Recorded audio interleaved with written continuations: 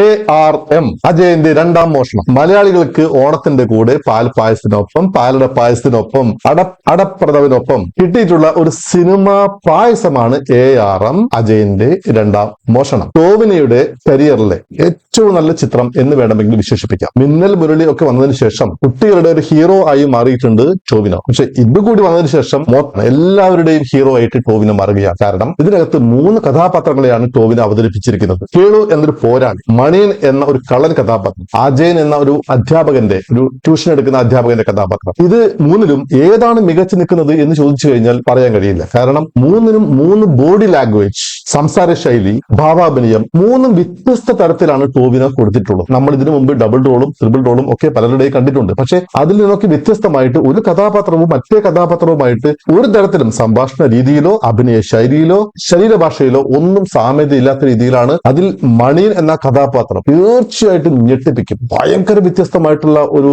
വലിയ ഒരു മാറ്റമാണ് ടോവിനോ ആ കഥാപാത്രത്തിന് നൽകിയിട്ടുള്ളത്. അതുപോലെ അജയന്റെ ഒരു പാവം പിടിച്ച ഒരു മുഖഭാവങ്ങളൊക്കെ. പിന്നെ പറയാനുള്ളത് ഇതിലത്തെ ആക്ഷൻസ് ആണ്. 3 കഥാപാത്രത്തിന്റെയും ആക്ഷൻ എൻറ്റയർലി ഡിഫറൻറ്റ്. സാധാരണഗതിയിൽ ഒരു നായകൻ ഡബിൾ റോളൊക്കെ ചെയ്യുമ്പോൾ ഫൈറ്റ് രംഗത്തിലൊക്കെ ഒരു സാദൃശ്യം കാണാറുണ്ട്. പക്ഷെ ഇവിടെ ഫൈറ്റ് പോലുമുള്ള ആ ശരീരഭാഷ ഉപയോഗിച്ചിരിക്കുന്നത് എൻറ്റയർലി ഡിഫറെന്റ് ആണ്. ഞെട്ടിപ്പിക്കുന്ന രീതിയിലുള്ള സംഭവ വികാസങ്ങൾ, കഥ എല്ലാം തന്നെ വിസ്മയിപ്പിക്കുന്ന കഥയാണ്. എനിക്ക് എന്തോ 3D കാണുവാനുള്ള ഭാഗ്യമുണ്ടായില്ല. 3D കണ്ടു കഴിഞ്ഞാൽ ഞെട്ടും, ഒരു സംശയവുമില്ല. എനിക്ക് 2D കാണാൻ സാധിച്ചത്. പക്ഷെ ഞാൻ എന്തായാലും 3D കാണുന്നുണ്ട്. കുറെ നാളുകൾക്ക് ശേഷമാണ് ഒരു ത്രില്ലടിപ്പിക്കുന്ന ഒരു മലയാളം സിനിമ ഞാൻ കാണുന്നത്.